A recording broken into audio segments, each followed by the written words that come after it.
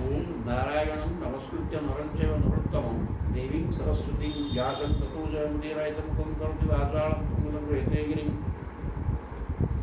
यत्कृपात्महं वन्दे परमानन्दमाधवमनिगमकर्तृतरो ललितं फलं सुखमुखादं तत्र संयुतं योतभागवतं रसनालयं मुहुर्मुहुर्मुहुरिका भूभावुकाः ओं व्यासं वसिष्ठनप्तारं सत्यपुत्रमकर्मशं पराशरात्मजं वन्दे सुगतातं तपोनिधिं ओं व्यासाय विष्णुरूपाय व्यासरूपाय विष्णवे नमो वै ब्रह्मनिधये वासिष्ठाय नमो नमः ओं श्री परमात्मने नमः ओं नमो भगवते वासुदेवाय नमः।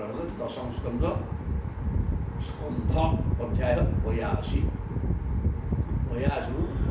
ବର୍ତ୍ତମାନ ସୂର୍ଯ୍ୟପରାଗ ଉଠେ ପଡ଼ିଲା।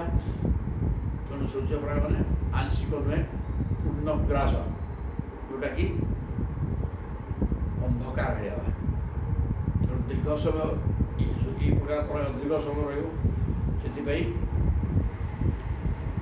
ଭଗବାନ ଚିନ୍ତା କଲେ ଯେ ସମସ୍ତେ ଯଦୁ ସବୁ ଭୋର ଯାଇଛନ୍ତି, ଦେବକୀ ବସୁଦେବ ସବୁ ଯଦୁବଂଶୀ ଚାଲିଲେ କୋଉଠିକି ସ୍ୟମନ୍ତ ପଞ୍ଚକ, ଯେଉଁଟାକି କୁରୁକ୍ଷେତ୍ରରେ ଅଛି, ଯାହା ପରଶୁରାମ ଭଗବାନ କ୍ଷତ୍ରିୟମାନଙ୍କୁ ବିନାଶ କରି 5ଟା ହ୍ରଦ ତିଆରି କରିଥିଲେ। ତା ନା ସ୍ୟମନ୍ତ ପଞ୍ଚକ। ସେଇଠି ତୀର୍ଥ ଜାଗା, ସେଇଠି ଯିବା, ଦାନ ପୁଣ୍ୟ କରିବା, ଜପ କରିକି ଧ୍ୟାନ କରିବା, କ'ଣ କରିବା, ବ୍ରାହ୍ମଣଙ୍କୁ ଦାନ କରିବା, ସବୁ କରିକି ଆସିବା ବୋଲି ଗଲେ। ସେଠି ସମସ୍ତେ ସବୁଆଡ଼େ ପଳାଇ ଆସିଲେ। ଇଆଡ଼େ ନନ୍ଦ ଯଶୋଦା ଗୋପୀମାନେ ମଧ୍ୟ ଆସିଛନ୍ତି। ସମସ୍ତ ସିଆଡ଼େ ବେଳବାଳ ହେଲା। ତାପରେ କ'ଣ ହେଉଛି ଦେଖିବା। ଶ୍ରୀ ସୁଖବାଚ ଭଗବାନ ସୁଖଦେବ କହୁଛନ୍ତି, ନନ୍ଦ ତତ୍ର ଯଦୁନ ପ୍ରାପ୍ତା ଜ୍ଞାତ୍ୱା କୃଷ୍ଣକୁ ଭଗବାନ ତତ୍ର ଭଗବତ ମୃତ୍ୟୁ ଗୋପୈଃ ଅନସ୍ଥାର୍ଥୈ ଦିଦୃକ୍ଷୟା।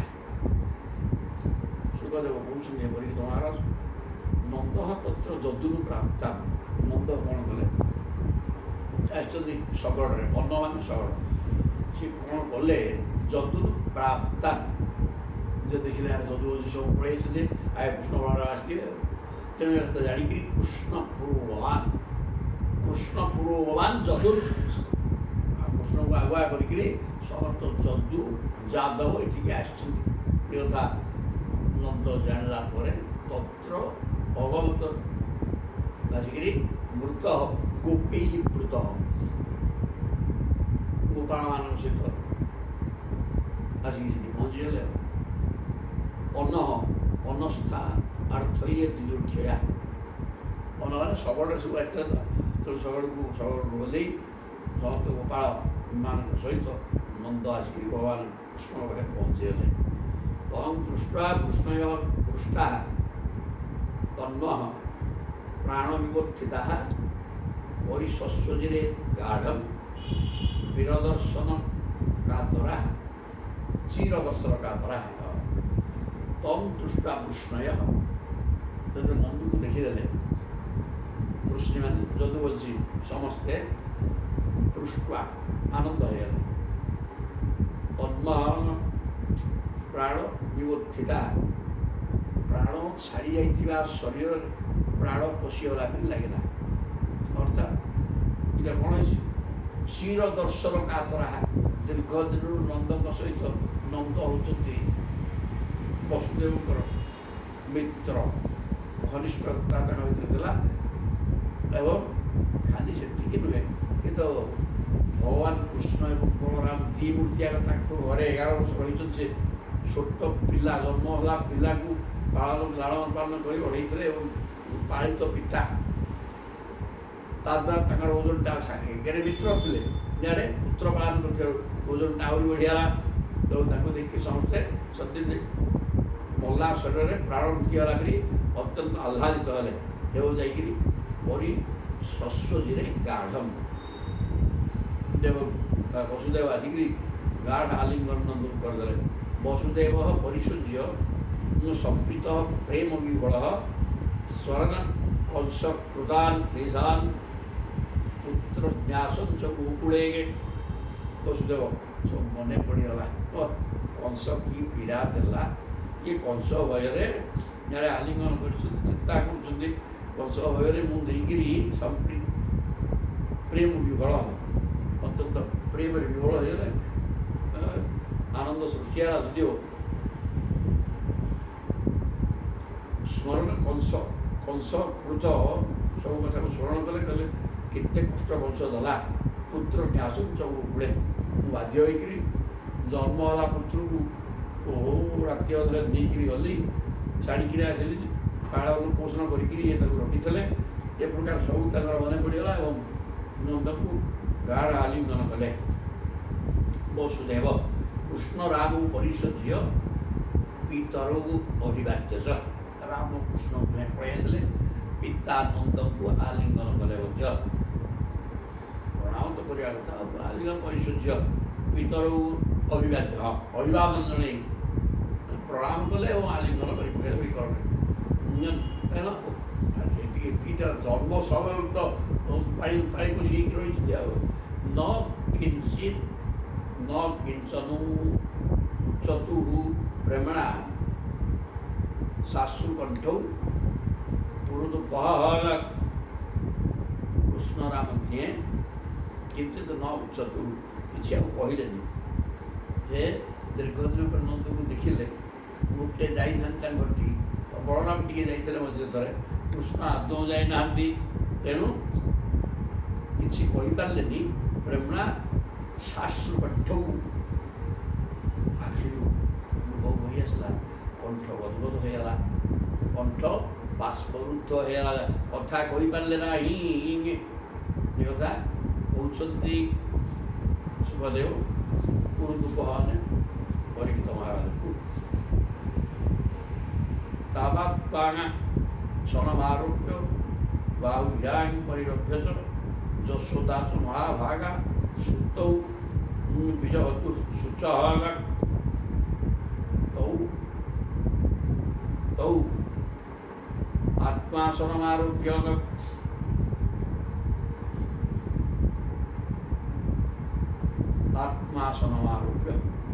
ମହାଭାଗ୍ୟବତୀ ଯଶୋଦା ମଧ୍ୟ ନନ୍ଦ ବାବା ଦୁଇ ପୁଅଙ୍କୁ ଟାଣି ଆଣି କୋଳରେ ବସାଇଲେ।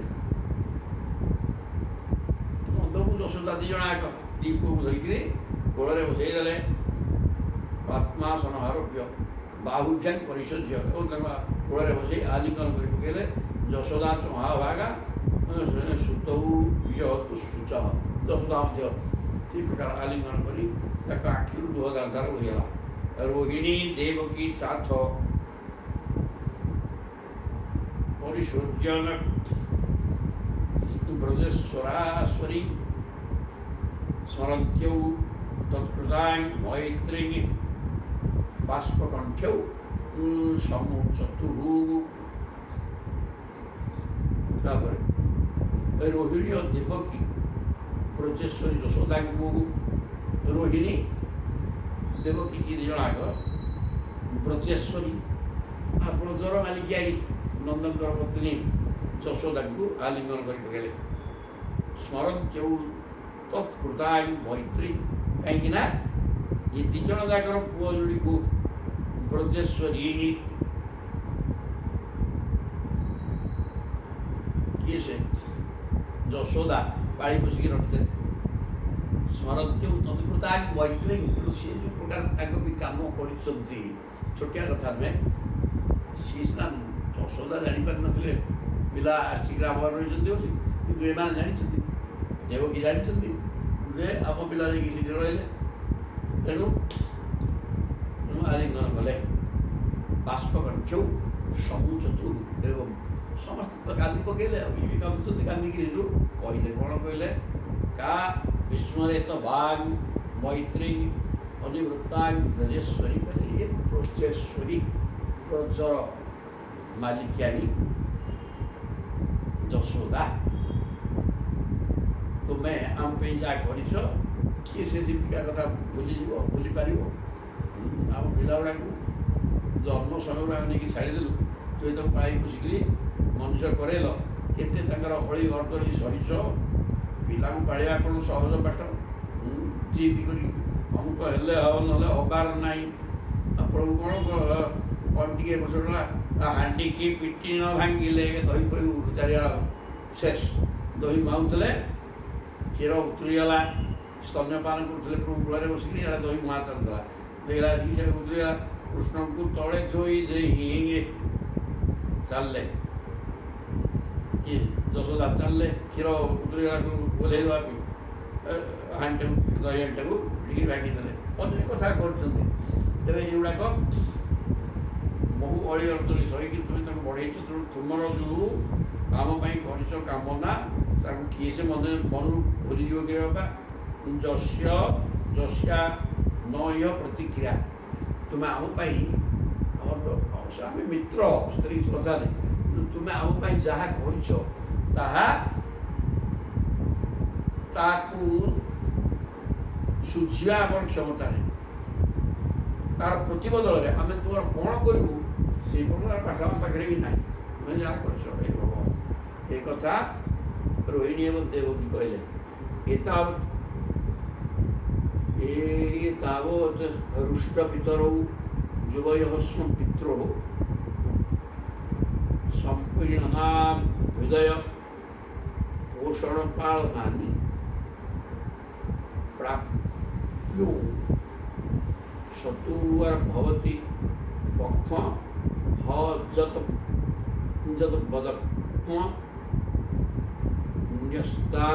ନ୍ୟସ୍ତౌ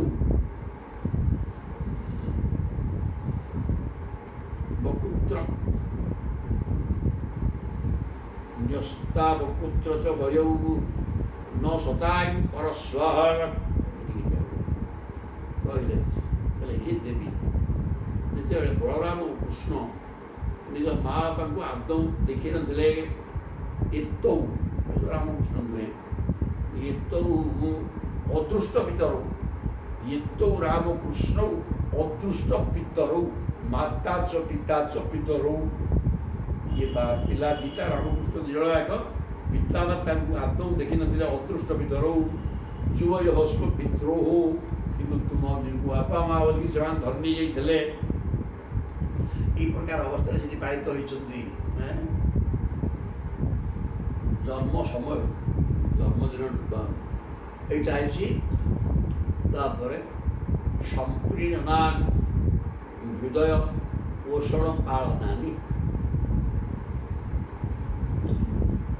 ତାଙ୍କୁ ପାଳି ପୋଷିକି ତୁମେ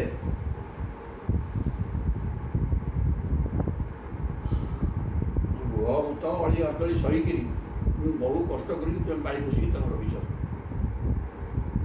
ପ୍ରାପୁଷ ସତୁ ଭବତି ପକ୍ୱଃ ଯଦ୍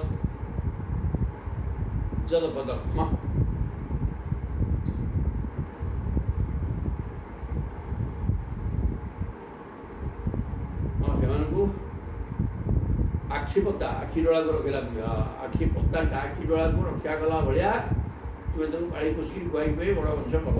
ସେମାନଙ୍କର ମଙ୍ଗଳ ନିମନ୍ତେ କେତେ ଓଷାବ୍ରତ ଆଉ ପ୍ରାପୁଷତୁ ଭବତୁ ପକ୍ୱ ଯଦ୍ ନ୍ୟସ୍ତୌ ଅପୁତ୍ର ଚ ଭୟୌ। ସେମାନଙ୍କ ଉପରେ ଆଖି ରଖୁଥିଲେ ସଦାବେଳେ, ସେମାନଙ୍କ ଦେହରେ ଆଞ୍ଚ ଟିକେ ଲାଗୁନଥିଲା, ସେମାନେ ସବୁବେଳେ ନିର୍ଭୟରେ ବୁଲୁଥିଲେ। ଆପଣମାନେ ଅତ୍ୟନ୍ତ ହୃଦୟବାନ ହୋଇଥିବାରୁ ହିଁ ସେମାନଙ୍କୁ ସେପରି ଯତ୍ନରେ ରଖିଥିଲେ। ଯେଉଁମାନେ ସତ୍ପୁରୁଷ, ସେମାନଙ୍କଠାରେ ଆପଣା ପର ଭେଦଭାବ ନଥାଏ। ସତାଂ ପରସ୍ୱ, ସତ୍ପୁରୁଷମାନଙ୍କ ପାଖରେ ନିଜ ପ୍ରଭାବ ନଥାଏ। ତେଣୁ ତୁମେ ଏ ପର ପିଲା, ସିଏ ପର ପିଲା ବୋଲି କହିବେ, ସିଏ କ'ଣ ଯଶୋଦା ନନ୍ଦ ଜାଣିଥିଲେ କି ପର ପିଲା ବୋଲି? ତେଣୁ ତାଙ୍କର ସିଏ ପାଳିକି ରଖିଥିଲେ। କିନ୍ତୁ ଇଏ ଚିନ୍ତା କରୁଛନ୍ତି ଆମ ପିଲା ଗୁଡ଼ାକ ନେଇକି ଛାଡ଼ି ଦେଇକି ପଳାଇଛନ୍ତି। ତେଣୁ ପର ପିଲାକୁ ତୁମେ ଯେଉଁ ପ୍ରକାର କଷ୍ଟ ସହିକିରି ଛୋଟ ପିଲାକୁ ବଢ଼େଇବା ସହଜ ନୁହଁ। ଅଳି ଅର୍ଦ୍ଦଳି ଅନେକ କଥା ରହିଛି, ଜିଦ୍ କରିବେ। ମାତ୍ର ସେସବୁ ଗୁଡ଼ାକ ସମ୍ଭାଳିକିରି ତୁମେ ଆମ ପିଲା ଦୁଇଟାକୁ, ଏ ପିଲା ଦୁଇଟା ବାପା ମା କ'ଣ ଜାଣିନଥିଲେ, ତୁମେ ତାଙ୍କର ସମସ୍ତ କର୍ମ କରିଅଛ। ହେ ନନ୍ଦରାଣୀ, ଆପଣ ହେଉଛନ୍ତି ପରମ ସନ୍ଥ। ଆଉ ଠିକ୍ କଥା, ତାପରେ ସେ ସୁଖବାଚ ସୁଖଦେବ କହୁଛନ୍ତି ଗୋପ୍ୟସ୍ୟ କୃଷ୍ଣ ଉପଲଭ୍ୟ ଚିରାଗତ ବିଷ୍ଣୁ ଯତ୍ପ୍ରକ୍ଷଣେ ଦୃଶିଷୁପକ୍ଷ କୃତଂ ଛପନ୍ତି ଧ୍ରୁବୀ ହୃଦି କୃତମଣଂ ପରିରଭ୍ୟ ସର୍ବାଙ୍ଗ ତଦ୍ଭାବମାପୁ କରପି ନିତ୍ୟ ପୂଜାଂ ଦୁରାପଂ ନିତ୍ୟ ଯୁଜ୍ୟଂ ଦୁରାପଂ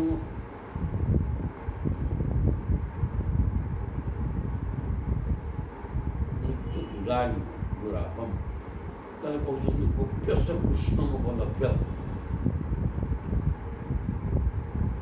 ଚିରାତ ଅଭୀଷ୍ଟ କୃଷ୍ଣ ଦୀର୍ଘ କାଳରୁ ଗୋପୀ ଖାଲି ବାଉଡ଼ି ହେଉଥିଲେ କୁଆଡ଼େ ଗଲେ ଆମ କୃଷ୍ଣ ନାଇଁକି ଚିରାତ ଅଭୀଷ୍ଟ ବହୁତ ଦିନରୁ କୃଷ୍ଣଙ୍କୁ ଦେଖିବା ପାଇଁ ଅଭିଳାଷ କରିଥିବା ବହୁତ ଦିନରୁ ଗଲା ସମୟ ଠାରୁ କେମିତି କୃଷ୍ଣ କୁଆଡ଼େ ଗଲେ ତାଙ୍କର ତ ଗୋଟେ ଗୋଟେ ମୁହୂର୍ତ୍ତ ବର୍ଷ ଭଳିଆ କରୁଥିଲା। ତେଣୁ ଭଗବାନ କୃଷ୍ଣଙ୍କ ପାଇଁ ସେ ପାଗଳି ଥିଲେ। ତେଣୁ ସେ ବର୍ତ୍ତମାନ ବହୁତ ଦିନ ପରେ ଭଗବାନଙ୍କୁ ଦେଖିଲା ପରେ ଗୋପ୍ୟସ୍ୟ କୃଷ୍ଣ ଉପଲଭ୍ୟ କୃଷ୍ଣଙ୍କୁ ପାଇକିରି ଯତପ୍ରେକ୍ଷଣେ ଦୃଶିଷୁ ପକ୍ଷ କୃତଂ ଛପନ୍ତି ଆଖି ପତା ଗୁଡ଼ାକ ଅଭିଶାପ ଦେଇଦେଲେ। କହିଲେ ହେ ବାପା କାଳୁ ଆମେ ଭଗବାନ କୃଷ୍ଣଙ୍କୁ ଦେଖିଲୁ ଆମେ ଚାହିଁଲା ଆଖି ତୁ ଟିକେ ମିଟି ମିଟି ହେଇଯାଉଛୁ କ'ଣ ଆଖି ପତା ପଡ଼ିଯାଉଛୁ କାହିଁକି ସେତିକି ସମୟ ଆମେ ଦେଖିପାରୁନାହୁଁ। ତେଣୁ ଆଖି ପତାକୁ ଅଭିଶାପ ଦେବାକୁ ତାଙ୍କର ଇଚ୍ଛା ହେଇଗଲା କାହିଁକିନା ଦୀର୍ଘ ଦିନରୁ ରାମକୃଷ୍ଣଙ୍କୁ ଦେଖି ନାହାନ୍ତି। ତେଣୁକରି ଏ ଆଖି ପତା ପଡ଼ିଯିବାଟା ପ୍ରଭୁଙ୍କୁ ଯେତେବେଳେ ଚାହିଁକି ରହିଲେ ଆଖିଟା ପଡ଼ିଗଲା ପତା ବାରମ୍ବାର ଧକ ଧକ ହେବାରୁ ତାକୁ ଅଭିଶାପ ଦେଲେ ତୁ କାହିଁକି ଦେଉଛୁ କି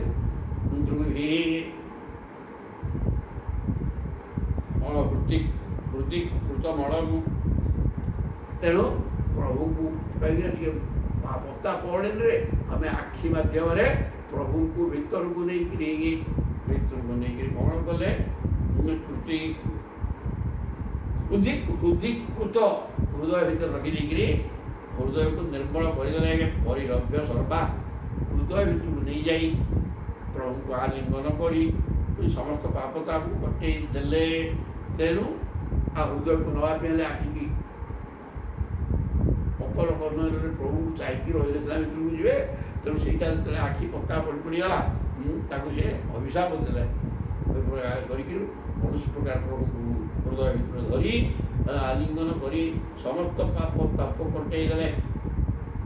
ତଦ୍ଭାବ ମାପୁ ରପି ନିତ୍ୟ ଯୁଜାଂ ଦୁରାପଂ ନିତ୍ୟ ଯୁଜାଙ୍ଗପି ଦୁରାପଂ ପ୍ରତିଦିନ ମନଟା ପ୍ରଭୁଙ୍କ ପାଖରେ ଥିଲେ ମଧ୍ୟ ପ୍ରଭୁଙ୍କୁ ପ୍ରତିନିତ୍ୟ ପ୍ରତି ମୁହୂର୍ତ୍ତରେ ସ୍ମରଣ କରୁଥିଲେ ମଧ୍ୟ ଆଖିରେ ଗୋଟେ ଦେଖିପାରୁଥିଲେ ତାଙ୍କ ସ୍ୱରୂପକୁ ଦୂରରେ ରହିକରି ତାଙ୍କ ରୂପକୁ ଚିନ୍ତନ କରୁଥିଲେ କିଛି ଭୁଲ ନାହିଁ ସେ ସେଇ ଏକା କଥା। କିନ୍ତୁ ଯେତେ ଦେଖିଲେ ମଧ୍ୟ ଆମେ ଏଠି ବସିକିରି ଜଗନ୍ନାଥଙ୍କ ସ୍ୱରୂପ ଚିନ୍ତନ କରୁଛେ ଯେତେ ଦେଖିଲେ ମଧ୍ୟ ପୁଣି ଯାଇକିରି ରୂପଟା ଶ୍ରୀ ବିଗ୍ରହ ସାମ୍ନାରେ ଠିଆ ହେଇକି ରୂପ ଦେଖିଲେ ଅତ୍ୟନ୍ତ ଆନନ୍ଦ ଲାଗିବ ଏଇଟା କୌଣସି ଭୁଲ ନାହିଁ। ତେଣୁ ତଦ୍ଭାବଂ ଆପୁ ଅପି ନିତ୍ୟ ପ୍ରତିନିତ୍ୟ କୃଷ୍ଣ ଭାବନାରେ ଥାଇ କୃଷ୍ଣକୁ ପାଇ ଯାଉଥିଲେ ମଧ୍ୟ ଇଏ ଯେଉଁ ପ୍ରତ୍ୟକ୍ଷ ଦର୍ଶନ ଏଇଟା ହେଉନଥିଲା। ତେଣୁକରି ପ୍ରତ୍ୟକ୍ଷ ଦର୍ଶନ କରି ହୃଦୟରେ ତାଙ୍କୁ ନେଇ ଆଲିଙ୍ଗନ କରିକିରି ପାପ ତାକୁ କଟେଇ ଦେଇଥିଲେ ଗୋପାଙ୍କ ନାମାନେ। ତାପରେ କହୁଛନ୍ତି ଭଗବାନ ତାହା ତଥା ଭୂତା ବିବିକ୍ତ ଉପସଙ୍ଗତ ଆଶ୍ରିଷ୍ୟାଗ ଅନାମୟଂ ଦୃଷ୍ଟ୍ୱା ପ୍ରହସନ୍ ଇଦମବ୍ରବୀତ୍ ଭଗବାନ ତାହା ତଥା ଭୂତା ବିବିକ୍ତ ଉପସଙ୍ଗତ ଭଗବାନ ମଧ୍ୟ କ'ଣ କଲେ ସେମାନଙ୍କୁ ତାହା ତଥା ଭୂତା କୃଷ୍ଣ ପ୍ରେମରେ ପାଗଳ ହୋଇଯାଇଥିବା ଏବଂ ମନ ଭିତରେ ପ୍ରଭୁ ସବୁ ଜାଣି ଦେଉନାହାନ୍ତି ଆଖି ମାଧ୍ୟମରେ ହୃଦୟକୁ ନେଇକରି ଆଲିଙ୍ଗନ କରିକିରି ପାପ ତାକୁ କଟେଇ ଦେଇଥିବା ଗୋପାଙ୍ଗନମାନଙ୍କୁ ଏକାନ୍ତକୁ ନେଇଯାଇ ପ୍ରଭୁ ମଧ୍ୟ ତାଙ୍କ ସହିତ ମିଶିଲେ। ବିବିକ୍ତ ହେଲେ ସ୍ୱତନ୍ତ୍ର ଅଲଗା ସ୍ଥାନ ସମସ୍ତଙ୍କ ସମକ୍ଷରେ ପ୍ରଭୁ ମିଶିବାଟା ଭଲ ଲାଗିବ କି? ତେଣୁକରି ନିର୍ଜନ ଜାଗାକୁ ନେଇ ଅନ୍ୟତ୍ର ନେଇକି ତାଙ୍କ ସାଙ୍ଗରେ ମିଶିଲେ। ଆଶ୍ଳିଷ୍ୟା ଅନାମୟ ପୃଷ୍ଠା ସମସ୍ତଙ୍କୁ ଆଲିଙ୍ଗନ ଦେଇ ତାଙ୍କର ନିରାମୟ ତୁମେ ଠିକ୍ରେ ଥିଲ ତ? ମନ ଏବଂ ଶରୀର ରୋଗାକ୍ରାନ୍ତ ହେଇନି ତ? ଶରୀର ସୁସ୍ଥ ଏବଂ ମନ ମାନସିକ ସ୍ଥିରତା ଅଛି ତ? ଏ କଥା ପଚାରି ପ୍ରହସନ୍ନିଦ ହସି ଦେଇକି ପ୍ରଭୁ କହିଲେ ତୁମେ ଠିକ୍ ଅଛ ତ ବୋଲି। ଅପି ସ୍ମରଥନ ସଖ୍ୟ ସ୍ୱାନାଂ ଅର୍ଥ ଚିକେନ ସୟାଗା ଗପାଂ ଚିରା ହିତାଗା ଶତ୍ରୁପକ୍ଷ କ୍ଷପଣ ଚେତସା। କ'ଣ କହିଲେ? କହିଲେ ହେ ସଖୀଗଣ, ଆମେ ସ୍ୱଜନ ସମ୍ବନ୍ଧୀୟମାନଙ୍କର କାର୍ଯ୍ୟ ସାଧିତ କରିବା ନିମନ୍ତେ ବ୍ରଜରୁ ଚାଲି ଆସିବୁ। ଅପି ସ୍ମରଥନ ସଖ୍ୟ, ହେ ସଖୀ ପିଲା, ମୋତେ ମନେ ପକାଉଥିଲ କି ସ୍ୱାନାଂ ଅର୍ଥ ଚିକିତ୍ସା ସ୍ୱାନାଂ। କାରଣ ମୁଁ ଜାଣିଗଲି ଯେତେବେଳେ ଇଏ ହେଉଛନ୍ତି ଦେବକୀ ବସୁଦେବ ଆମର ପ୍ରକୃତ ବାପ ମା, ତେଣୁ ଆମ ବାପ ମା ଜ୍ଞାତି ମାନଙ୍କର ଅର୍ଥ ସାଧନ କରିବା ପାଇଁ ବାପାଟା ଜେଲରେ ପଶିକି ରହିଛି। ମା ବାପା ଦୁଇ ଜଣ ଆଗ ବଂଶ ତାଙ୍କୁ କଷ୍ଟ ଦେଉଛି, ପ୍ରଜାମାନଙ୍କୁ ପୀଡ଼ା ଦେଉଛି, ବଂଶର ବିନାଶ ନିହାତି ଦରକାର। ଅନେକ ରାକ୍ଷସ ପିଲାଦିନୁ ଜନ୍ମ ହେଲା କାଳରୁ ଅନେକ ରାକ୍ଷସ ପଠେଇ ମାରିବାର ବ୍ୟବସ୍ଥା କରି ଚାଲିଛି। ଏ କଥା ସବୁ ପ୍ରଭୁ ଜାଣି ଦେଇଥିଲେ। ତେଣୁ କହିଲେ ଆମେ ନିଜ ଲୋକମାନଙ୍କର କଲ୍ୟାଣ କରିବା ପାଇଁ ତୁମମାନଙ୍କୁ ଛାଡ଼ିକିରି ପଳେଇ ଆସିବୁ କୁଆଡ଼େ? ମଥୁରା। ଆସିଲା ପରେ ବାପା ଚିରାଇତା ଶତ୍ରୁପକ୍ଷ କ୍ଷପଣ ଚେତସା,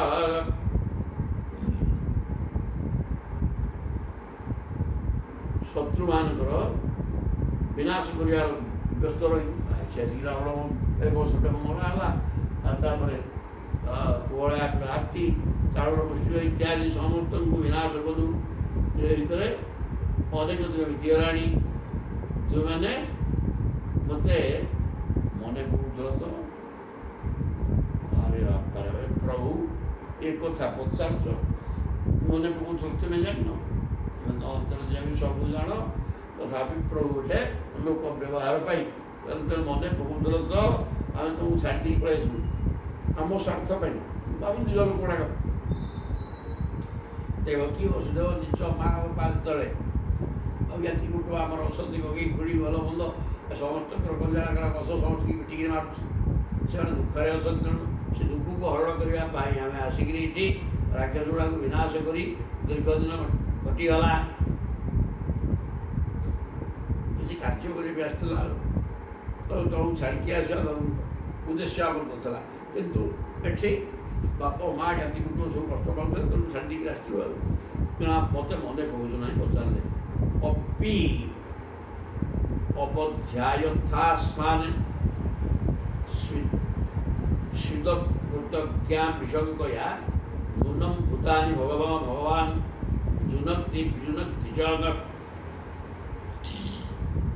କହୁଛନ୍ତି ଆଗକୁ ସଖିମାନେ, ତୁମେ ମୋତେ ଅକୃତଜ୍ଞ ବୋଲି ଧରି ନାହିଁ, ହୀନ ଦୃଷ୍ଟିରେ ଦେଖୁନ ତ?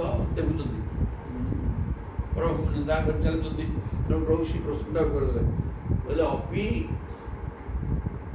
ଅବଧ୍ୟାୟ କଥା ଆସିଲା ନା ସ୍ୱିଦ୍ ଅକୃତଜ୍ଞା ଅବିଶଙ୍କୟା। ମୋତେ ଅକୃତଜ୍ଞ କୃତଜ୍ଞତା ତୁମ ପାଖରେ ନାହିଁ। ଆମେ ତମକୁ କ'ଣ କଲୁ, ତେମେ ଆମକୁ କ'ଣ କଲୁ? ଆମେ ନିଜର ପତି ପୁତ୍ର ଘର ସଂସାର ସବୁ ଛାଡ଼ି ରାତି ଅଧରେ ତୁମ ପାଖକୁ ଯାଇଥିଲୁ ଏବଂ ଶରୀରକୁ ତୁମକୁ ସମର୍ପଣ କରିଦେଇଛୁ। ତେଣୁ ଆମ ପାଖରେ ଆମର ଦବାରେ ଅଭାବ କ'ଣ ରହିଲା? ଆମେ ଠିକ୍ ଭାବେ ଦେଇଛୁ ନା ନାହିଁ? ଦେଇଥିଲେ ମଧ୍ୟ ଆପଣ କ'ଣ କଲେ? ତୁମେ କୃତଜ୍ଞତା ତୁମ ପାଖରେ ନାହିଁ। ଆମକୁ ଛାଡ଼ି ଚାଲି ଆସିଲୁ, ଆଉ ଗୋଟେ ଗଲ ନାହିଁ। ତେଣୁ ତୁମେ ପ୍ରଭୁ କହୁଛନ୍ତି ମୁଁ ତୁମ ପ୍ରତି ଅକୃତଜ୍ଞ। ଏମିତିକା ଶଙ୍କା କରି ମୋତେ ତୁମେ ଘୃଣା କରୁନାହୁଁ ତ ପ୍ରଶ୍ନ କଲେ। କିନ୍ତୁ ପ୍ରକୃତରେ ସେମାନେ ସେ ପ୍ରକାର ଚିନ୍ତା କରୁଥିଲେ। ତେଣୁ ପ୍ରଭୁ ସେ ପ୍ରକାର ପ୍ରଶ୍ନ ପ୍ରଭୁଙ୍କର ଯାହା ସେଟା ପ୍ରକୃତରେ ଉପାଙ୍ଗମାନେ ତାହା ବି କରୁଥିଲେ। କୃତଜ୍ଞତାକୁ ପ୍ରଭୁ କହିଲେ ଆମେ ସର୍ବସ୍ୱ ସମର୍ପଣ କରିଦେଇଥିଲେ ମଧ୍ୟ ପ୍ରଭୁଙ୍କ ପାଖରେ କୃତଜ୍ଞତା ନାହିଁ। ସେଇ ପ୍ରଶ୍ନଟା ବର୍ତ୍ତମାନ କୃଷ୍ଣ କଲେ ମୋତେ ଅକୃତଜ୍ଞ ବୋଲି ତୁମେ ବିଚାର କରୁନାହଁ ତ ନୂନମ ଭୂତାନି ଭଗବାନ ଜୁନନ୍ତି ବିଜୁନନ୍ତି ଚ। ମୁଁ କ'ଣ ବା କରିବି? ଏ ତ ଭଗବାନଙ୍କର ଈଶ୍ୱର ସୃଷ୍ଟ ଜଗତ ନା। ଏ ତାଙ୍କ କାମ ହେଲା କାହାକୁ କେତେବେଳେ ଯୁଗ କରିଦେବେ, କାହାକୁ କାହାକୁ ବିଚ୍ଛେଦ କରିଦେବେ, ସିଏ ତାଙ୍କ ହାତରେ। ସେ କଥା ଆମ୍ଭେ ଜାଣୁ ନାହିଁ। ସିଏ କେତେ ଦିନ କାହା ସାଙ୍ଗରେ ରହିବ ସେଇଟା କାହା ହାତରେ ନାହିଁ।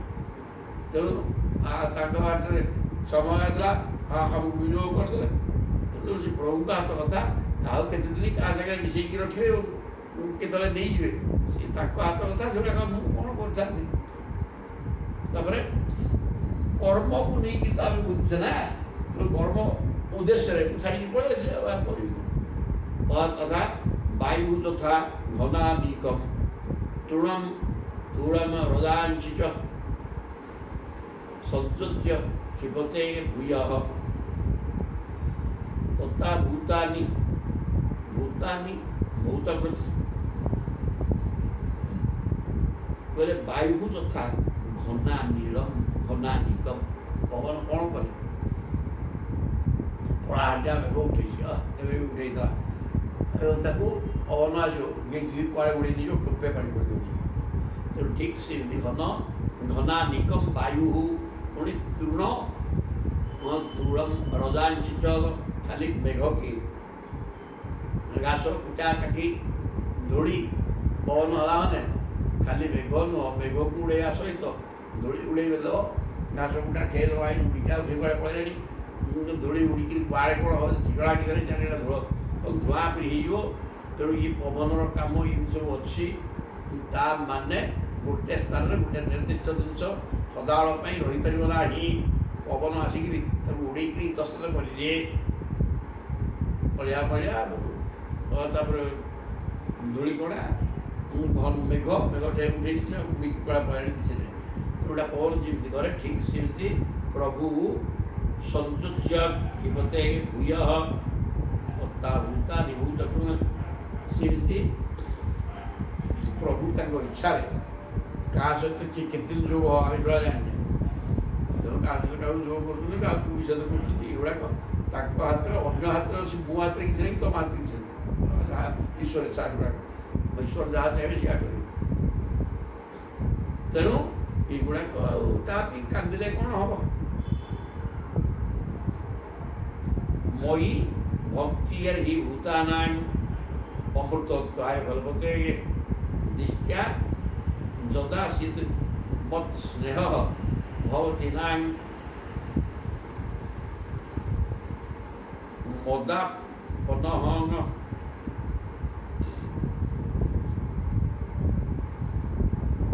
कौन कहले मई भक्ति ही भूताना अमृतत्वाय फलपते कहला बापा खाली मत पाखे बस देखुच इच्छा कौन भाव भक्ति हवा कौन हम ना तो सीधी दूरे पड़े दूर को पड़े जड़े बेसी चिंता करे तेणु मु दूर को पड़ेगा फल तुम्हें सदा सर्वदा मो चिंतन रहिल मो रूप को देखुल मन भर एवं कुआड़े गले कौन कले कहीं उठी रहीगला मोटा सोटा तीन प्रकार चिंता कर बाया मो रूप चिंतन कर सदा सर्वदा पाखे थे चिंतन कर तेणु अहंगी सर्वभूतानां आदि ही अदा कहले भूतानां अमृतत्वाय कल्पते भक्तिटा भावना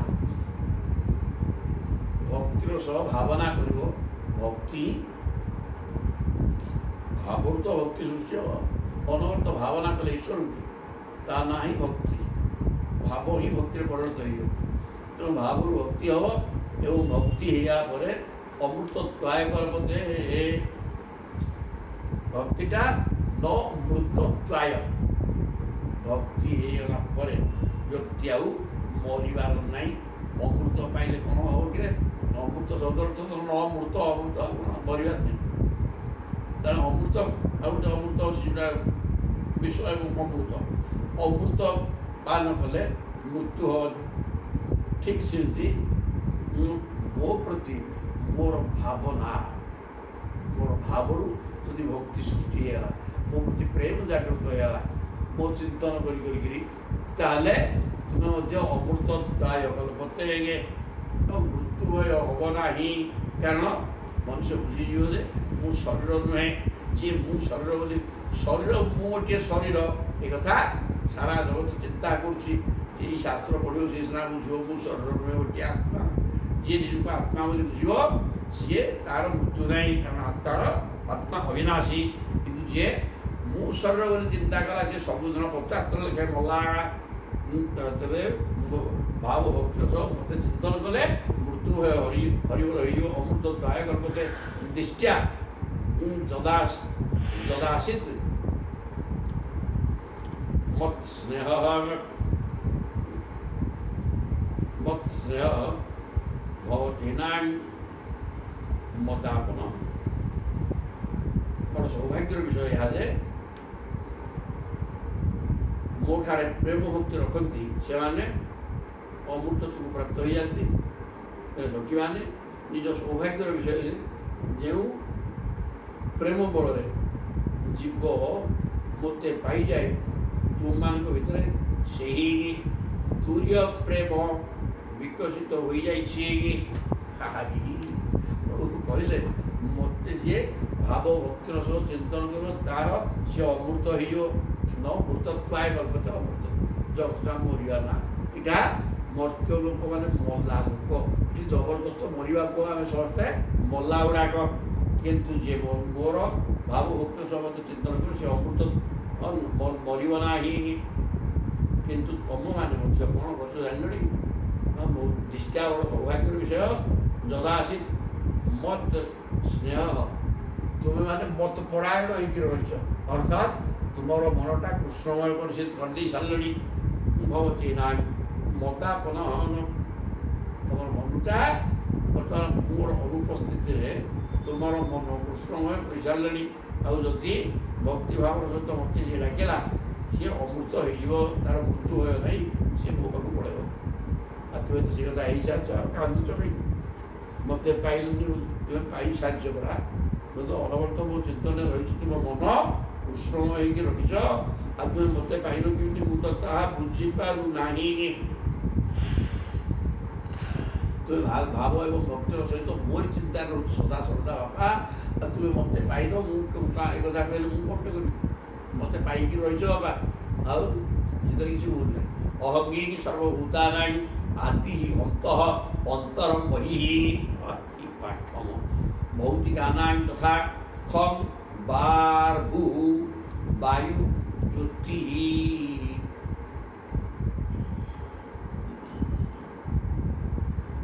ଜ୍ୟୋତି ରଙ୍ଗନା, ଜ୍ୟୋତି ଅଙ୍ଗନା। ଅହଙ୍ଗି ସର୍ବଭୂତାନାଂ, ସମସ୍ତ ଭୂତମାନଙ୍କର, ଭୂତମାନେ ସବୁ ଜୀବ ଜଗତ, ସମସ୍ତଙ୍କର 84 ଲକ୍ଷ ଯେଉଁ ଅଛନ୍ତି ଜୀବ, ବିଭିନ୍ନ ଜାତିର ଜୀବଜନ୍ତୁ ସମସ୍ତଙ୍କର ସର୍ବଭୂତାନାଂ ଆଦି ଅନ୍ତ ଏବଂ ଅନ୍ତରଂ ବହି, ସମସ୍ତଙ୍କ ଭିତରେ ଅଛି। ଜୀବାତ୍ମା ହେଇକିରି ବାହାରେ ମହାକାଳ ହେଇକିରି ଗତି କରେଇ ବିନାଶ ଆଡ଼କୁ ନେଉଛି। ତାପରେ ଭିତରେ ଅଛି, ବାହାରେ ଅଛି, ଏବଂ ସମସ୍ତଙ୍କର ଆଦି ଏବଂ ଅନ୍ତ ସବୁ ମୁଁ। ଭୌତିକାନାଂ ଯଥା ଖମ୍, ଶରୀରଟା ହେଲା 5 ଭୂତରେ ଗଢ଼ା, 5 ଭୂତ ହିଁ କାଳ ରୂପରେ ରହିଛି। ଶରୀରଟା ତ 5 ଭୂତରେ ଗଢ଼ା, ପୃଥିବୀ ଜଳ ତେଜ ବାୟୁ ଆକାଶ ସବୁଗୁଡ଼ା କହିଲେ। ଖମ୍ ମାନେ ଆକାଶ, ବାୟୁ, ବାର୍ ମାନେ ଜଳ, ଭୂ ମାନେ ପୃଥିବୀ, ବାୟୁ ଏବଂ ଜ୍ୟୋତି, ଏ 5 ପଦାର୍ଥକୁ ନେଇକିରି ଶରୀର ସୃଷ୍ଟି ହୋଇଅଛି। ଏହାର ବିନାଶ ଯେ ହେବ, ଆତ୍ମା କେବଳ ରହିଥିବ, ତାର ବିନାଶ ନାହିଁ, ସେ ନିତ୍ୟ ବସ୍ତୁ। ତେଣୁ ତୁମେ ବର୍ତ୍ତମାନ ତୁମର ମନ ସମ୍ପୂର୍ଣ୍ଣ ଭାବରେ ମୋତେ ଧରି ଦେଇ ସାରିଲାଣି।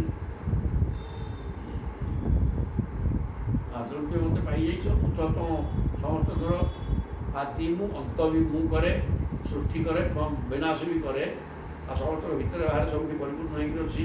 ଏ ପାଞ୍ଚ ଭୌତିକ ଶରୀର ହେଲା ଜଡ଼ ଏବଂ ମଲା। ସବୁ ଏ ମଲା ଶରୀର ଭିତରେ ମୁଁ ଶରୀରକୁ ବଞ୍ଚେଇକି ରଖିଛି ବାପା, ଆଉ ବଞ୍ଚେଇକି ରହିଛି ସମସ୍ତଙ୍କ ଭିତରେ ମୁଁ ରହିଛି। ଏବଂ ତୁମେ ମୋତେ ଧରି ସାରିଲଣି ସମ୍ପୂର୍ଣ୍ଣ ଭାବରେ। ତୁମେ କେହି କାନ୍ଦୁଛ? ଏବଂ ଏତାନି ଭୂତାନି ଭୂତେ ସ୍ୱାତ୍ମାତ୍ମନା ତତଃ ଉଭୟଂ ମୟି ଅର୍ଥ ପରେ ପଶ୍ଚତା ଭାତମକ୍ଷରେ। সকল ପ୍ରାଣୀଙ୍କ ଶରୀରରେ ରହିଛି ଭୋକ୍ତା ବା ଜୀବ ରୂପରେ, କିନ୍ତୁ ମୁଁ ହେଉଛି ଏହି ଉଭୟଙ୍କର ଜୀବ ଓ ପଞ୍ଚଭୂତର ଚେତନ ଓ ଜଳର ଅତୀତ ଅବିନାଶୀ ସତ୍ୟ। ସେଇ କହିଲେ ଏ ପ୍ରତ୍ୟେକ ଜୀବ ଭିତରେ ମୁଁ ନାହିଁ। ଏ ଜୀବ ଗୁଡ଼ା କେଉଁ ଉପାଦାନରେ ଗଢ଼ା ହେଇଥିଲେ କି? ନା ପୃଥିବୀ ଜଳ ତେଜ ବାୟୁ ଆକାଶ ପାଞ୍ଚ ଭୂତରେ ତିଆରି ହେଇଛି, ଯେଉଁଗୁଡ଼ାକ ଜଡ଼ ଏବଂ ତା ଭିତରେ ମୁଁ ଆତ୍ମା ସ୍ୱରୂପରେ ଚୈତନ୍ୟ ବସ୍ତୁ ହେଇକି ଅଛି। ତେଣୁ ଜଡ଼ ଚୈତନ୍ୟ ମିଶିକିରି ଏ ସମସ୍ତ ଭୂତ ଗଢ଼ା ହେଇଛନ୍ତି। କିନ୍ତୁ ପ୍ରକୃତରେ ମୁଁ ଜଡ଼ ନୁହେଁ କି ଚେତନା ଜୀବାତ୍ମା ନୁହେଁ, ଚୈତନ୍ୟ ମୁଁ। ସେ ବୁଝିଲେ ଯେ କିନ୍ତୁ ଜଡ଼ ଚୈତନ୍ୟ ମିଶି ଚୈତନ୍ୟ କି ପରମାତ୍ମା ନା ନାହିଁ ମୋ ଜୀବାତ୍ମା। ତେଣୁ ଜଡ଼ ପାଞ୍ଚ ଭୌତିକ ଜଡ଼ ଶରୀର, ତା ଭିତରେ ଜୀବାତ୍ମା ରହିଥିବାରୁ ସେ ଚମଚମ ହେଉଛି। ତେଣୁ ଇଏ ଉଭୟରୁ ମୁଁ ଅଲଗା। ମୁଁ ଜୀବାତ୍ମା ନୁହେଁ କି ପାଞ୍ଚ ଭୌତିକ ଶରୀର ନୁହେଁ, ମୁଁ ହେଲି ପରମାତ୍ମା, ପରମ ପୁରୁଷ। ଇଏ ବିନାଶୀ ଅବିନାଶୀ ସମସ୍ତଙ୍କୁ ଉର୍ଦ୍ଧ୍ୱରେ। ପରେ ପଶ୍ଚତା ଭାତମକ୍ଷରେ।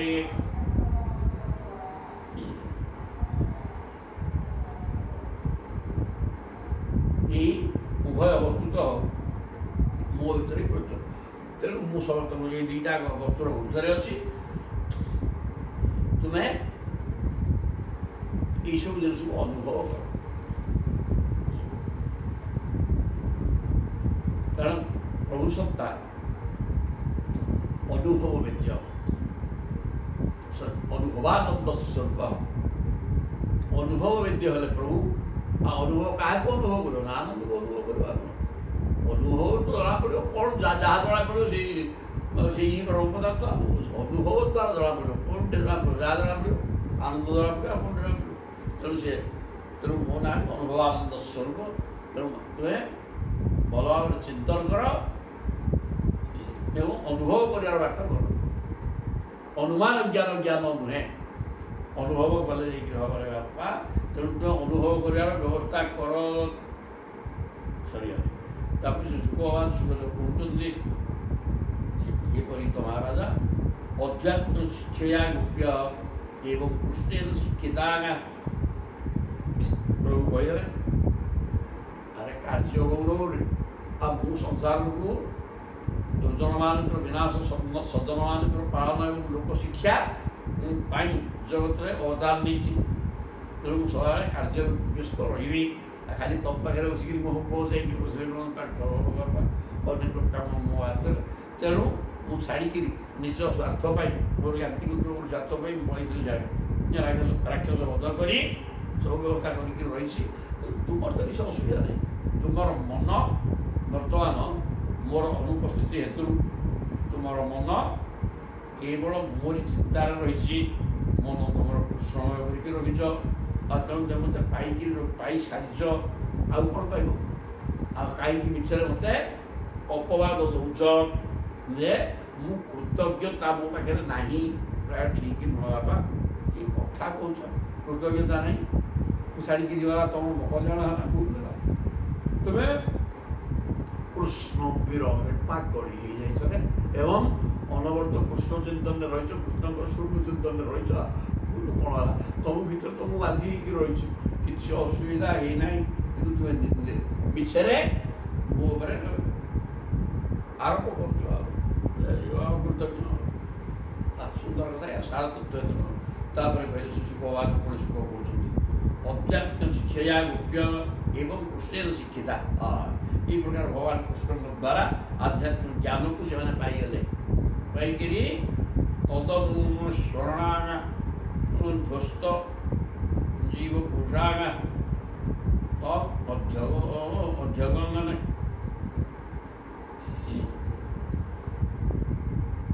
ଭଗବାନଙ୍କ ସଙ୍ଗେ ଅଭିନ୍ନ ହୋଇଗଲେ। ଅଧ୍ୟାତ୍ମ ଶିକ୍ଷା ଗୋପ୍ୟ ଏଇ ଯେଉଁ ଆତ୍ମଜ୍ଞାନ ଭଗବାନଙ୍କୁ ପାଇଗଲେନି କି କ'ଣଟେ ପାଇଲେ ନା ତମ ମନରେ ଆଉ ସଂସାର ଗୋଟେ ନାହିଁ। ମୁଁ ଥିଲା ଭିତରେ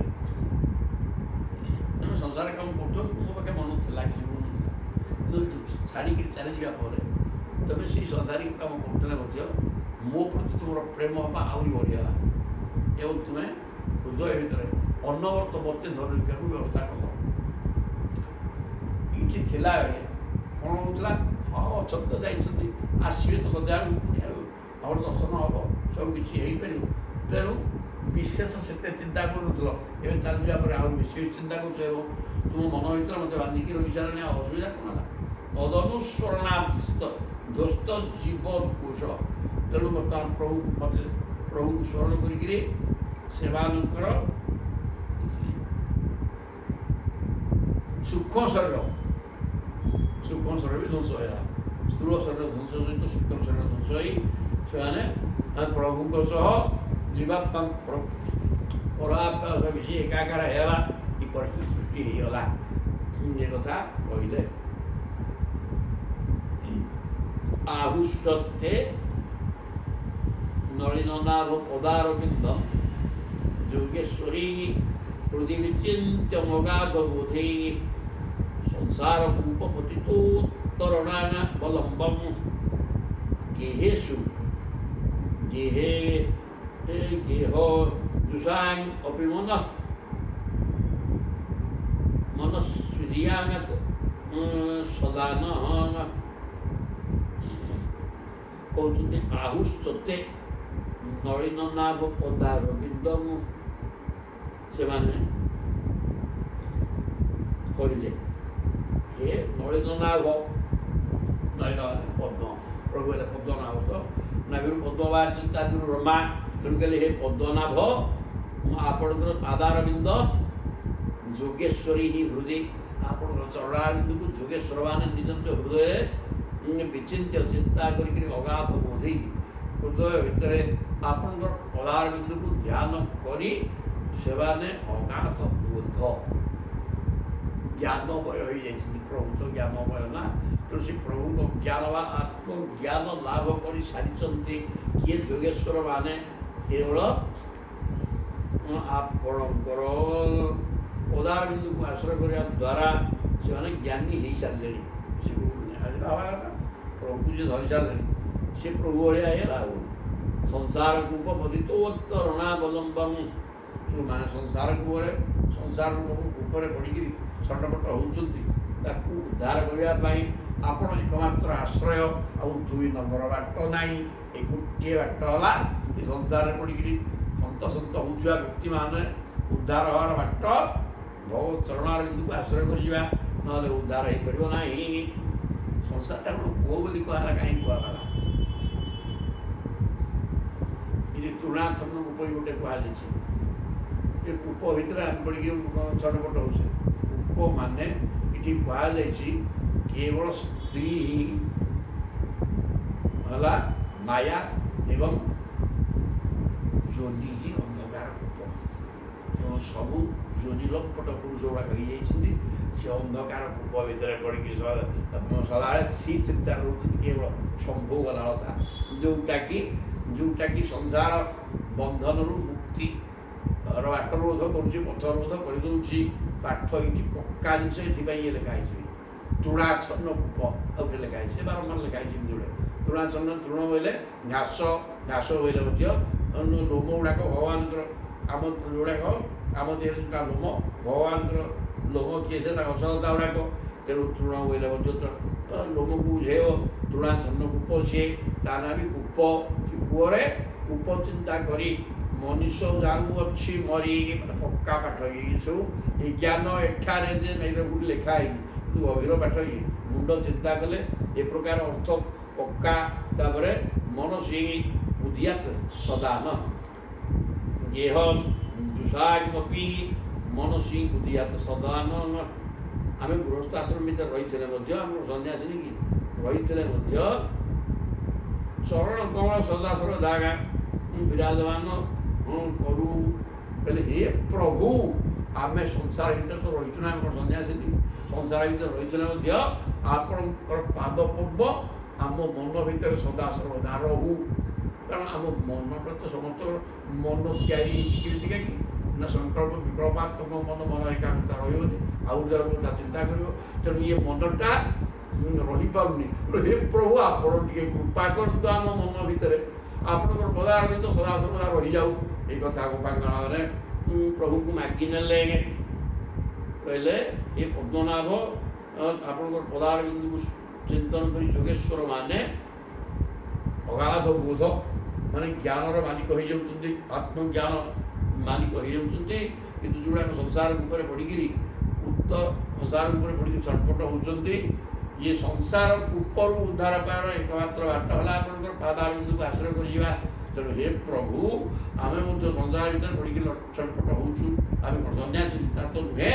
ତେଣୁ ଆମ ହୃଦୟ ପଦ୍ମ ଭିତରେ ଆପଣଙ୍କର ପାଦ ପଦ୍ମ ସ୍ଥାୟୀ ଭାବରେ ରହିଯାଉ ଏତିକି ଆମର ପ୍ରାର୍ଥନା। ଆମେ ତାହା କରିପାରୁଛୁ କରିପାରୁନୁ ବୋଲି କହିବାକୁ ପଡ଼ୁଛୁ ବାପା ଆମେ ପାରୁନୁ ତେଣୁ ସେତିକି କରିଦିଅ। ଆଉ ଏହା ଇତିଶ୍ଵର ଭାଗବତ ମହାପୁରାଣ ପାରମହଂସ୍ୟାଂ ସହିତ ସ୍କନ୍ଧେ ଉତ୍ତରାର୍ଦ୍ଧେ କୃଷ୍ଣ ଗୋପ ସଙ୍ଗମ ନାମ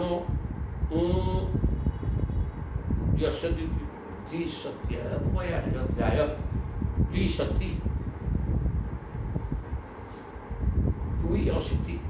द्विअशीतितम अध्याय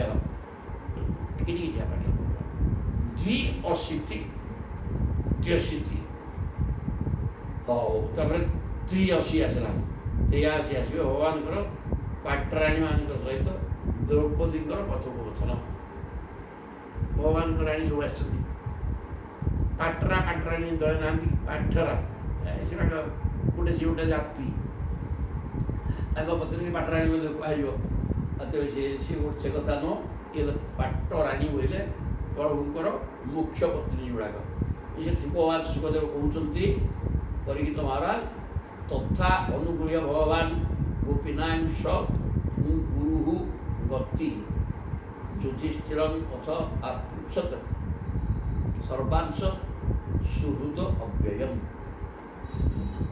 हे परीक्षित भगवान श्रीकृष्ण गोपीमान तथा अनुग्रह भगवान गोपीनांश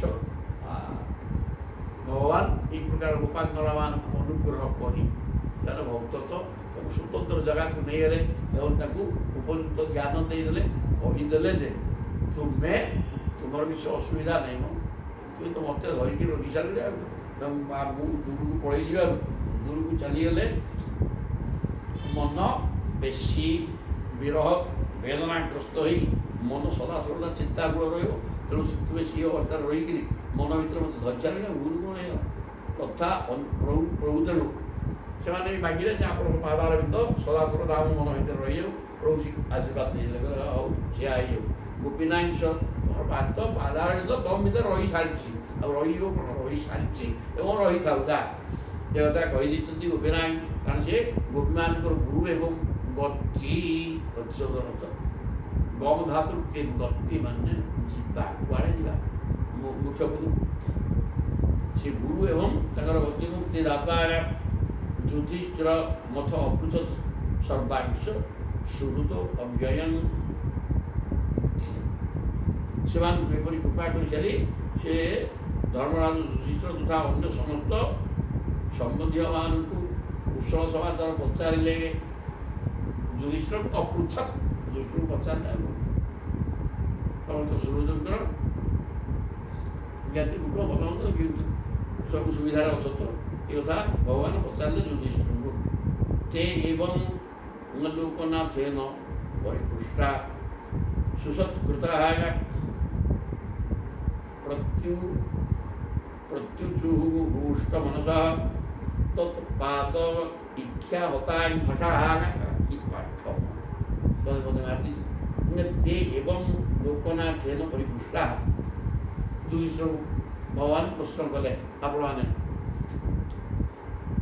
सुख सुविधार अच्छा तो देह पा ठीक अच्छी इत्यादि इत्यादि प्रश्न करते लोकनाथेन पृष्ठ चतुर्दश ब्रह्मांडर नाथ स्वामी मालिक भगवान ए प्रकार प्रश्न करते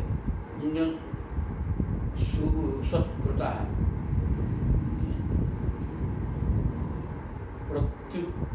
प्रत्युचु हृष्टवंश युधिष्ठिर प्रवृत्ति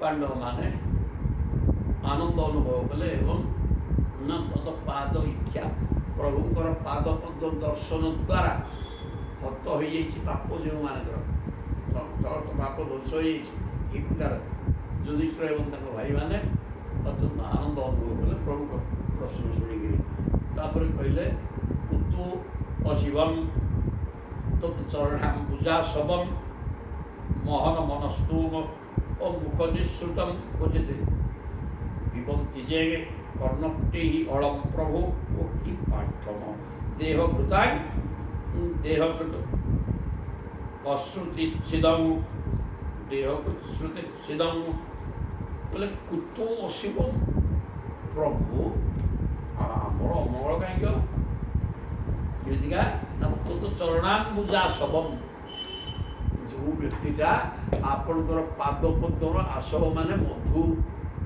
पद्मर गोटे महु अच्छी पद्म भितर से पाद पद्मर मधु को जी आस्वादन करुच्ची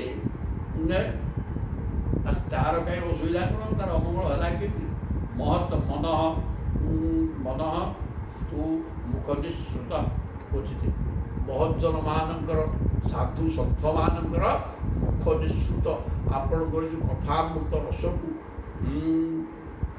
जो मैंने कर्ण फुटे पिबंती साधु सन्थ मानकर मुख निःसृत आपणकर अमृतमय कथा को जो मैंने पिबंती जे कर्ण फुटे अलम कर्ण रूपक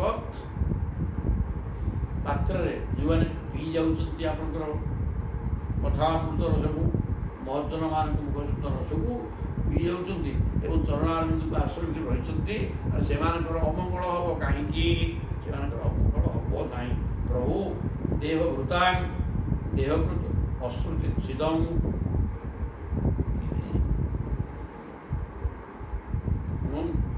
पात्र माध्यम पूर्ण मात्रा पालन कर अमंगल प्रश्न नहीं देहभृता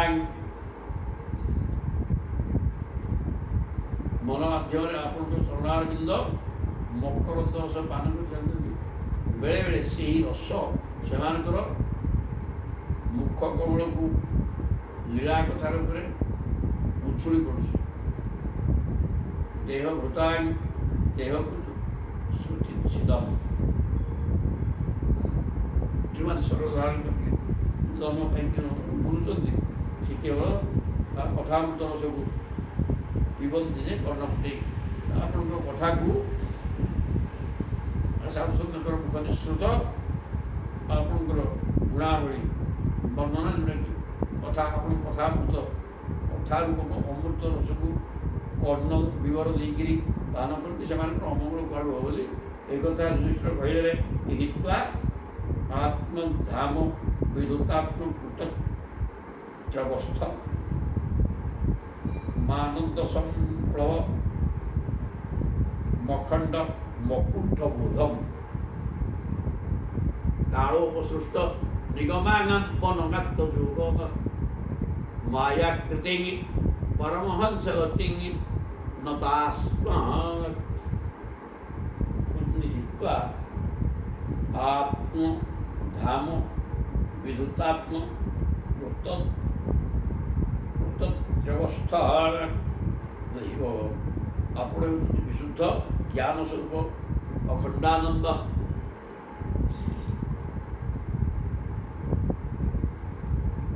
आनंद संप्लव अखंड मुकुंठ बोधम प्रभु आप आनंदमय अखंड ଅଖଣ୍ଡ ଆନନ୍ଦ। ସଂସାରରେ କିଛି ଆନନ୍ଦ ଶବ୍ଦ ନାହିଁ। ଆମେ ମନେକର ଏଇଥିରୁ ଆନନ୍ଦ ଅନୁଭବ କରୁଛୁ, କିନ୍ତୁ ଆମର ଅଖଣ୍ଡ ଆନନ୍ଦ ନୁହଁ। କାହିଁକି? ଘଣ୍ଟାଟେ ପଡ଼ିଲେ ଆଉ ତାପରେ ତେଣୁ ଖଣ୍ଡିତ ହେଇଯାଉଛି। ତେଣୁ କହୁଛନ୍ତି କିନ୍ତୁ ଆପଣ ଅଖଣ୍ଡ ଆନନ୍ଦ, ଆପଣ ଅନବରତ ଆନନ୍ଦ, ଆପଣ ଆନନ୍ଦମୟ, ଆନନ୍ଦ ହେଲା ଆପଣଙ୍କର ସ୍ୱରୂପ। ତେଣୁ ଆପଣ ହେଉଛନ୍ତି ନିଜେ ଅଖଣ୍ଡ ଆନନ୍ଦ, ଖଣ୍ଡିତ ହେଉନି ଆନନ୍ଦ। ସାଧକ ପାଖରେ ଆନନ୍ଦ ଖଣ୍ଡିତ ହେଇଯାଉଛି, କିନ୍ତୁ ସାଧ୍ୟ, ଆପଣ ସାଧ୍ୟ, ଆପଣଙ୍କ ପାଖରେ ଖଣ୍ଡିତ ଆନନ୍ଦ ନାହିଁ। ଅକୁଣ୍ଠ ବୋଧମ୍, ଆଉ ଏ ପ୍ରକାର ବୁଝାମଣା ଅଛି ଯାହା ନିଃସନ୍ଦେହ, କୌଣସି ସନ୍ଦେହ ନଥାଇକି ଆପଣ ସମସ୍ତ ଜ୍ଞାନର ଅଧିକାରୀ। ଆଉ ଜଣେ ସାଧକ ତାର ଅନେକ ଭାବରେ ସନ୍ଦେହ ଅଛି, ସାଧନା କରୁଛି ସବୁ ବୁଝିବା ପାଇଁ, କିନ୍ତୁ ସାଧନା କରିକି ସେ ପାରୁନି। ଅକୁଣ୍ଠ, କିନ୍ତୁ ଆପଣଙ୍କର ଅକୁଣ୍ଠ ବୋଧ ଏବଂ ଅଖଣ୍ଡ ଆନନ୍ଦ ଏସବୁ ବିଶେଷଣର ତାତ୍ପର୍ଯ୍ୟ ଅଛି। ଆପଣ ଅଖଣ୍ଡ ଆନନ୍ଦକୁ ଏବଂ ଅକୁଣ୍ଠ ବୋଧ ମାନେ କୌଣସି ସନ୍ଦେହ ନାହିଁ ଆପଣଙ୍କ ଜ୍ଞାନରେ, ଜ୍ଞାନମୟ। ତେଣୁ ଆତ୍ମଧାମ ବିରୁଦ୍ଧାତ୍ମକୃତ ମନ ସହିତ ସମ୍ପର୍କ ହେତୁ ଜୀବ ଅନୁଭବ କରୁଥିବା ଜାଗ୍ରତ ସ୍ୱପ୍ନ ସୁଷୁପ୍ତି ଅବସ୍ଥା ଆପଣଙ୍କର ସ୍ୱୟଂ ପ୍ରକାଶ ସ୍ୱରୂପ ନିକଟରେ ପହଞ୍ଚି ପାରୁନାହିଁ। ଏ ଯେଉଁ ବ୍ୟକ୍ତି ବିଶେଷ, ଆମେ ସବୁ ଆମର ତିନିଟା ଅବସ୍ଥା ଅଛି ମନର, ଜାଗ୍ରତ, ସ୍ୱପ୍ନ ଏବଂ ସୁଷୁପ୍ତି। ଇଏ ଅବସ୍ଥା ଗୁଡ଼ା କିନ୍ତୁ ଆପଣଙ୍କ ପାଖରେ ଏଗୁଡ଼ା ସବୁ ନାହିଁ, ତ ଆପଣଙ୍କୁ ଦୂରେଇକି ରହିଛି। କାଳୋ ପ୍ରସୃଷ୍ଟ ନିଗମାନାମ ବନ ଆତ୍ମଯୋଗ ଦୂରରୁ ବି ନଷ୍ଟ ହୋଇଯାଇଛି। ଆପଣ ଏଇ ଯେଉଁ ଜାଗ୍ରତ ସ୍ୱପ୍ନ ସୁଷୁପ୍ତି ଏ ଅବସ୍ଥା ଗୁଡ଼ାକ ଜୀବ ପାଖରେ ଅଛି, କିନ୍ତୁ ପରମାତ୍ମାଙ୍କ ପାଖରେ ଗୁଡ଼ାକ ନାହିଁ। ପ୍ରଶ୍ନ ହେଉଛନ୍ତି ଆପଣ ହେଉଛନ୍ତି ପରମହଂସମାନଙ୍କର ଏକମାତ୍ର ଗତି, ମାୟାକୃତି ପରମହଂସ ଗତି ନଦାସ୍ୱ। କାଳୋ ପ୍ରସୃଷ୍ଟ ନିଗମାବନ ଆତ୍ମଯୋଗ ଆପଣଙ୍କ ଚରଣରେ ବାରମ୍ବାର ପ୍ରଭାବ ଗୋଟେ କହୁଛନ୍ତି। ମହାକାଳର ପ୍ରଭାବ, କାଳ ଉପସୃଷ୍ଟ ନିଗମାବନ ଆତ୍ମଯୋଗ, ମହାକାଳର ପ୍ରଭାବ ଆପଣଙ୍କ ପାଖରେ ନାହିଁ। ଆପଣ ମହାକାଳ ଆପଣଙ୍କ ଶକ୍ତିଟା, ତେଣୁ କିନ୍ତୁ ଆପଣଙ୍କ ଉପରେ ତା'ର ପ୍ରଭାବ ନାହିଁ। ଆପଣ ନିର୍ଦ୍ଦିଷ୍ଟ ସଦାଳ ପାଇଁ ବର୍ତ୍ତମାନ କାଳ, ତେଣୁ ଆପଣଙ୍କ ପାଖରେ କାଳର କୌଣସି ପ୍ରଭାବ ନାହିଁ। ଅନ୍ୟମାନଙ୍କ ପାଖରେ କାଳ ତିନି ହେଇଯାଉଛି, ଅତୀତ, ବର୍ତ୍ତମାନ ଏବଂ ଭବିଷ୍ୟତ, କିନ୍ତୁ ଆପଣଙ୍କ ପାଖରେ କାଳର ପ୍ରଭାବ ନାହିଁ। ଆପଣ ଗୋଟିଏ କାଳ ସଦାବେଳେ ବର୍ତ୍ତମାନ ହେଇକି ରହିଛନ୍ତି। ଆହୁରି ମାୟାକୃତି, ଆପଣଙ୍କ ମାୟାରେ, ମାୟାକୁ ଆଶ୍ରୟ କରିକି ଶରୀର ଧରିଛନ୍ତି। ଶରୀର ଧରିବା ସେଇଟା ମଧ୍ୟ ଆପଣଙ୍କର ନାହିଁ। ଶରୀର କିଏ ଧରେ? ଯିଏ ପାପ ପୁଣ୍ୟ କର୍ମ କରୁଛି, କର୍ମଫଳ ଭୋଗିବା ପାଇଁ ଶରୀର ଧରେ। ଆପଣ କର୍ମ ନାହିଁ, ତେଣୁ ଶରୀର ମଧ୍ୟ ନାହିଁ। ମାୟାକୁ ଆଶ୍ରୟ କରି ଆପଣ ରୂପ ଦେଇଥାନ୍ତି। ପରମହଂସ ଗତି ନଦାସ୍ୱ, ଏବଂ ପରମହଂସମାନଙ୍କର ଏକମାତ୍ର ଗତି ମୁକ୍ତି ଦାତା ଆପଣ ମାଇକ ରୂପ ଗୋଟେ ନେଇଛନ୍ତି, କିନ୍ତୁ ଆପଣ ରୂପରୁ ଊର୍ଦ୍ଧ୍ୱରେ, ଏବଂ ପରମହଂସମାନଙ୍କର ଗତି ହେଉଛନ୍ତି ଆପଣ ଗତି ମୁକ୍ତି ଦାତା। ଏହି ପ୍ରକାର ଆପଣଙ୍କୁ ଆମ୍ଭର ନମସ୍କାର। ଆପଣ ହେଲେ ଅଖଣ୍ଡ ଆନନ୍ଦ ଏବଂ ନିଃସନ୍ଦେହ ଜ୍ଞାନ, ଯେଉଁ ଜ୍ଞାନରେ କି କୌଣସି ସନ୍ଦେହ ନଥାଏ। ଏବଂ କାଳର ପ୍ରଭାବ ଆପଣଙ୍କ ପାଖରେ ଗୋଟେ ନାହିଁ। କାଳ ତିନିଟା ସମସ୍ତଙ୍କ ପାଇଁ, ଅତୀତ, ବର୍ତ୍ତମାନ, ଭବିଷ୍ୟତ, କିନ୍ତୁ ଆପଣ ଗୋଟିଏ କାଳରେ ଅଛନ୍ତି ସଦାବେଳେ। ତେଣୁ କାଳ ଆପଣଙ୍କ ପ୍ରଭାବ ପକାଇପାରୁନି। ଆପଣ ଗୋଟେ ମାୟା ଦ୍ୱାରା ଗୋଟେ ମାନବ ଶରୀର ଧରିକି ଖେଳାଳିଆ କରୁଛନ୍ତି। ଏଇଟା ପ୍ରକୃତ ଆପଣଙ୍କର ସ୍ୱରୂପ ବି ନୁହେଁ। ପରମହଂସମାନଙ୍କର ଗତି ମୁକ୍ତି ଦାତା, ଏ ପ୍ରକାର କହିଦେଲେ ଯୁଧିଷ୍ଠିର ଭଗବାନ ପ୍ରଭୁଙ୍କୁ ସ୍ତୁତି କରୁଛନ୍ତି। ତାପରେ ଋଷି ଉବାଚ, ଋଷି କହିଲେ, ଏଇ ରଖିବା ଏଇ ରଖିବା